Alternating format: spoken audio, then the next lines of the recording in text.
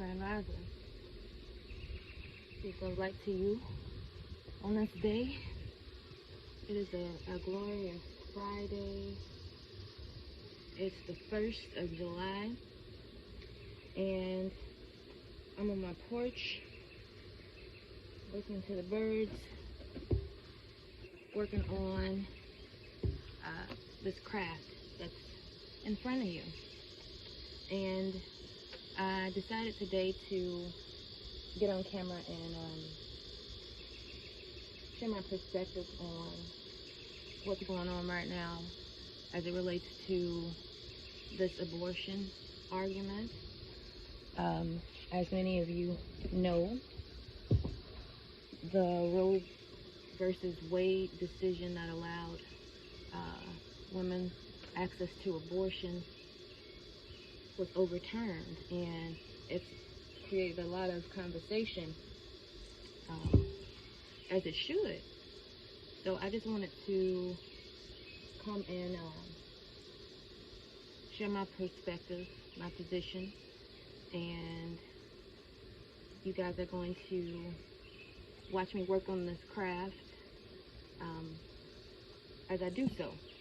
So I received as a gift a shit ton of buttons, and I found this $2 plywood table, and I decided to give mosaic art a shot with what I had on hand. So that is my craft, and again, my conversation is on this issue of abortion and women's rights and fetal rights and what it means to be a woman right now when we have so many issues with gender coming up. And I guess I'll just jump right in. This is my first time doing this. I've been very quiet on a lot of things that were high profile topics, and it has not served me well. So this is my attempt at being more vocal on those things that come up, just to show that I am aware, and just to show how I kind of avoid being heavily impacted by those things as well. So as it stands with this argument about being pro-choice or pro-life, as with many things, I am in the middle. And as I speak more, I'm sure you'll understand why I say that. But I am very much pro-life. I am a naturalist. So I spend a great deal of time out in nature, appreciating the creation, making use of the plants and the mushrooms and all that God has given. And I do believe that the spirit not only is manifest not just through humans, but the plants and the animals. So with having that perspective on life, I am very much so pro-life. With being a woman and finding myself inside of this context with this argument taking place, I am very much so also how I make use of my body and my time. So that would put me in that category of being pro-choice. But the differentiation I think that is to be made is that I am pro-responsible choice. I think a point that I don't agree with that comes up in this argument right now is that the right to choose comes up as it relates to keeping a baby, but it should actually come up as a defining factor much earlier in the experience. So this is, again, the controversial aspect.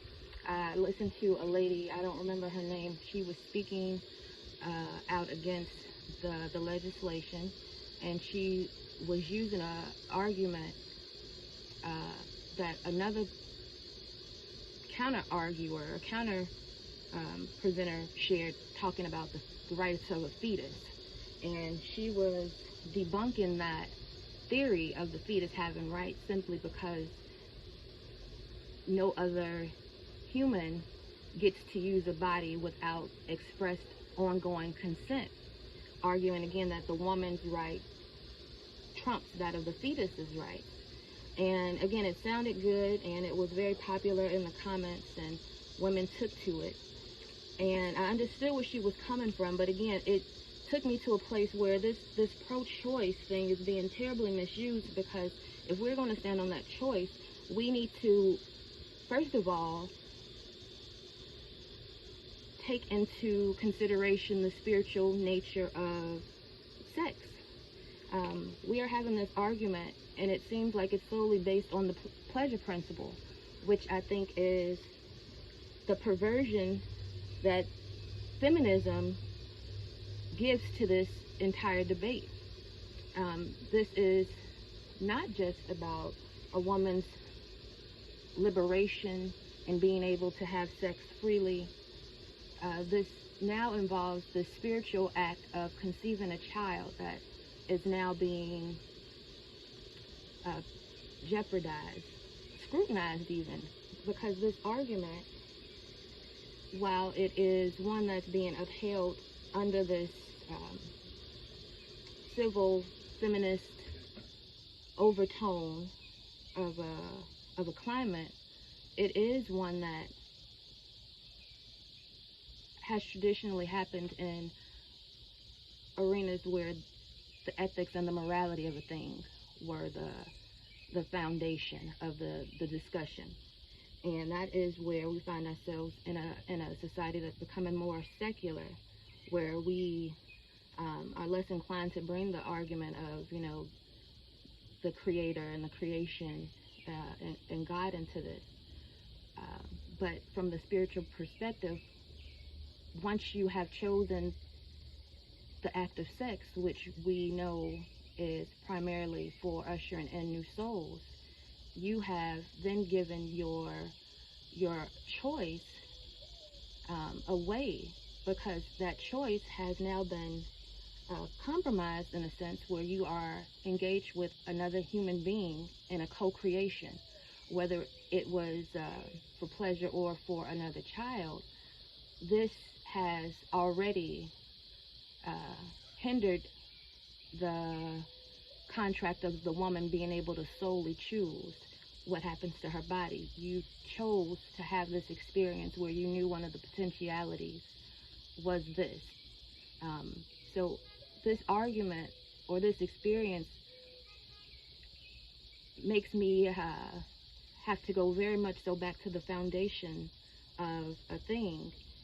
And in that, it definitely starts to highlight the broken family as a thing. One of the things that religion did give to us was a foundation on how relationships should work.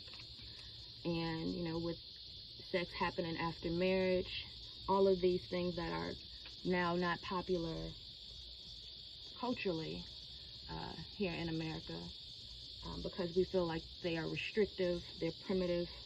But we have to admit that these issues of terminating life and legacy didn't come up when relationships happened in a certain order. One of the dynamics to explore with this issue of abortion, outside of the ethical and the moral position, is the economic position that some women have to look at this through. In the structure of a supportive family and community, the economic issue is cut in half. And again, if you're already under the protections of a covenant with you and a partner, the ethical moral issue is sustained. So when the house is structured properly, you see how this issue of abortion kind of dissolves itself. We find ourselves in this position as we are so progressive in our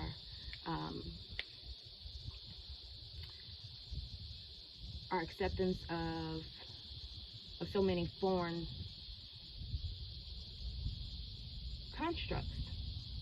And I think that's one of the important things to remember in a society like America, where you have this melting pot of cultures and this crossroads of religion, and these ideological differences. At the foundation of it, government was never intended to handle such the thing. So to have government now handling the woman's right to choose, I think it's an overreach, but I also think that it was something that was caught in a safety net because it has not been addressed properly in the contexts that came below government, which again is family and community. So what happens when you have internal issues now at the table for everyone to work on a solution forward through? To me, it looks like what I'm doing now, sharing perspectives and coming up with other solutions.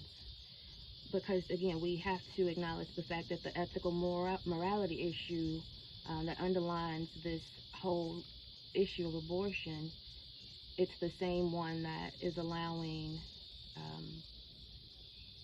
the transgender, for women to be turned into men. There is a spiritual aspect to this experience that we see physically.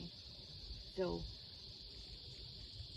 definitely not a conversation to be had lightly. Definitely one to pay more attention to, because I do think there is a larger agenda. Because as we simultaneously talk about restricting access to abortions, you have states that are lowering the age of consent. So when you start to put those things together, it starts to paint a picture that shows how much so in danger our future and our children are.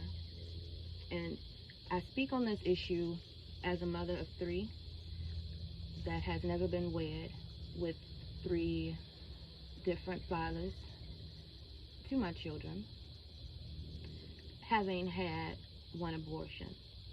So I'm coming from a perspective where it's not hypocritical. It's very much so based off of my experiences, where I see that my life could have been much easier if my relationships were had in a more proper context. Again, it's complicated things tremendously spiritually to have the dynamics that I have. And having to have chosen to have an abortion as a person who is pro-life, it came as a very hard decision to make, and it made me feel compromised really in what I believe. And the only reason the decision had to be made was because of financial straits. So again, there are 2 ways to approach this. When you think of abortion, I think of either A, people who find themselves in positions like I found myself, where, this would be a wonderful blessing if I didn't see all of these roadblocks as far as, survival, which connects this experience more to human rights. Why are people having to choose to not procreate in order to survive? There are those people, and then I think there are those more liberal who fall under this creation that's being forged through this feminism, where they use their liberation for this sexual pleasure principle, and the concept of abortion is more to them like birth control. So in my in my personal opinion, that is not the responsible use of something like abortion, which, again, I do agree that life is created at the conception of it. I do believe the spark that creates life does have a spiritual essence. Um, so, again, having casual sex, um, unprotected sex, and then using abortions as a way to offset the fact that you're just being really irresponsible with something that was intended to create life, I am not in agreement with that level of experience. So I am not pro-choice in that manner. I'm pro-responsible choice. So if we are going to operate in a secular way where we are not being married and we're allowing this financial security that we've been able to come to in this reversed society, if we're going to let that dictate how we handle our sexuality, and we're not going to get married, that's all well and good. But then I think it does take away the soul of this experience. The fact is, you are having a human experience as a soul. So to just use something that was intended to bring souls in a carnal way, I think is against the nature of things. It is the misuse of life. It is going against life. It does support artificial ways of being.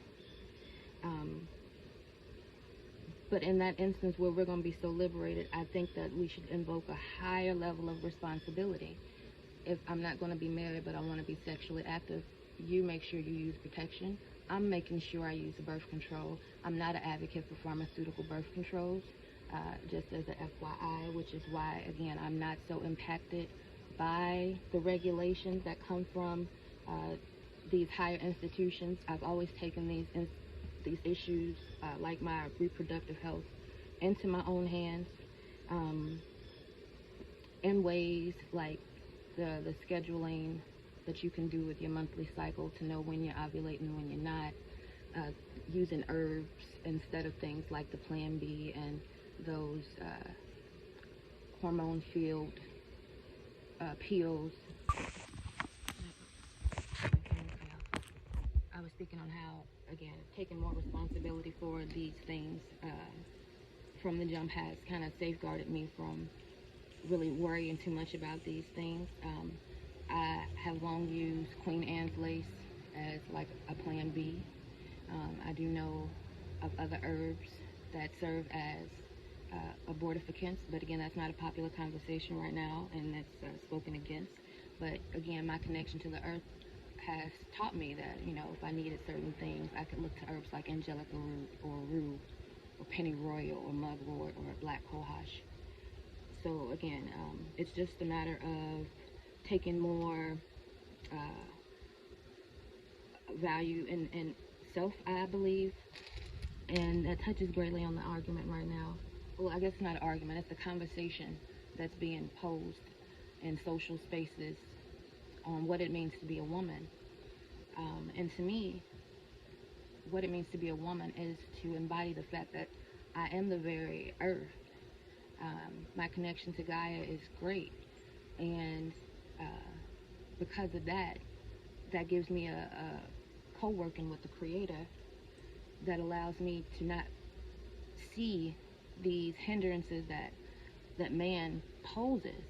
And it's not to say that I'm not impacted by it, but I do kind of live in that space where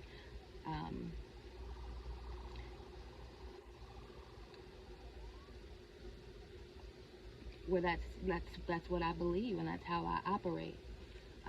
So you'll never be able to take away my right to do something that I know is already granted to me through something greater than your opinion. So it's an underworld of things that I like to tap into.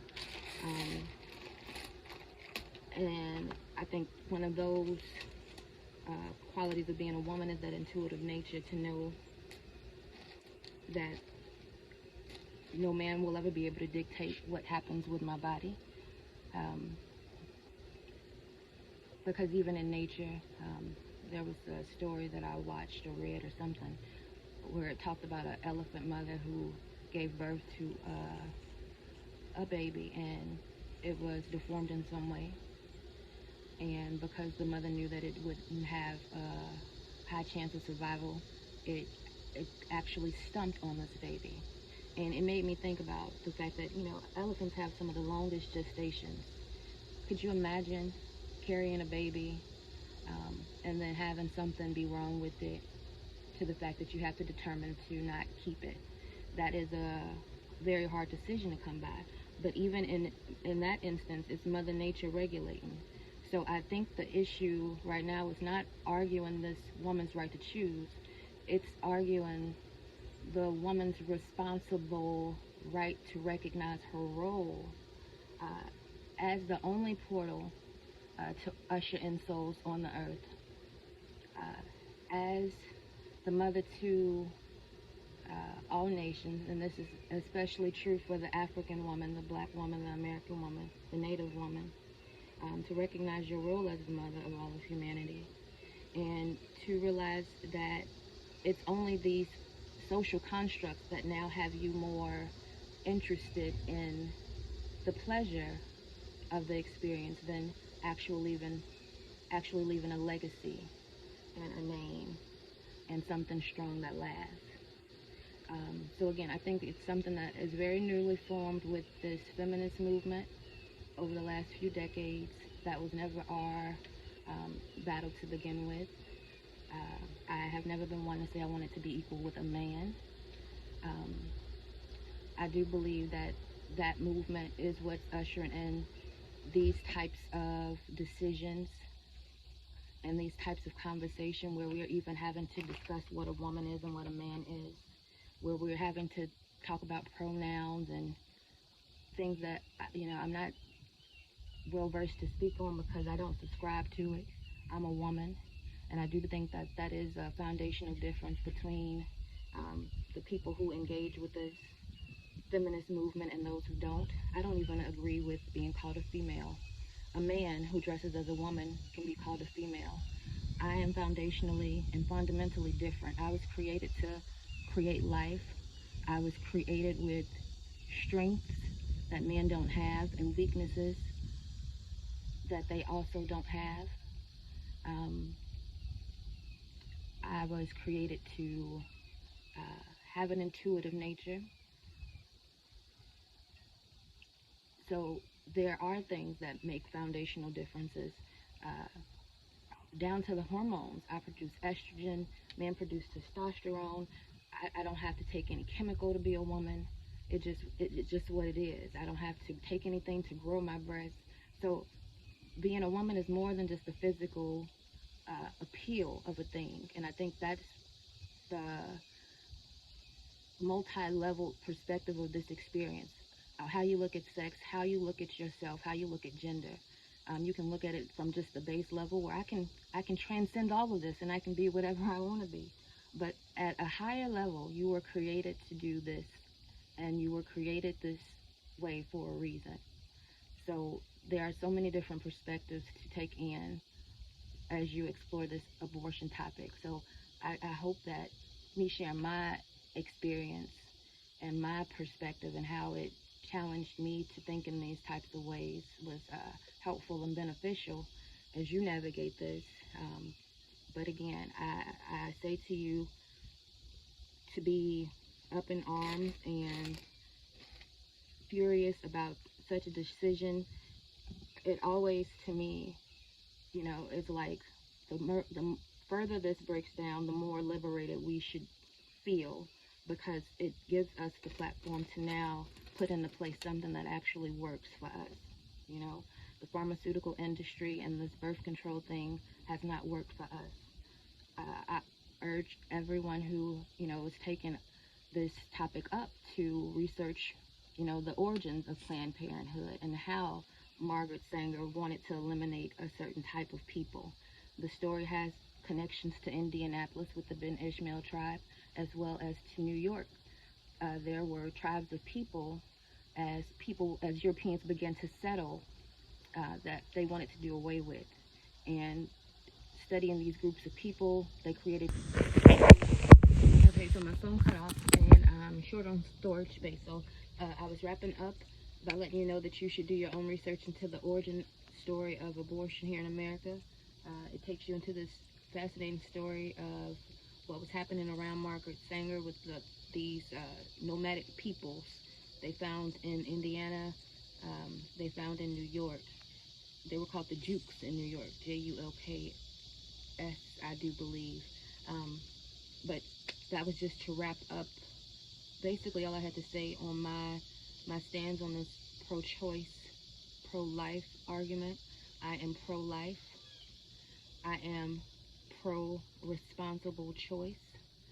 And I am not one to misuse this choice to stand up the taking of life when, again, responsible choice in my perspective is only deciding to engage in sex with people you wouldn't mind procreating life with. So let me know your perspective on such a big issue. Your thoughts on my position I welcome if they're positive.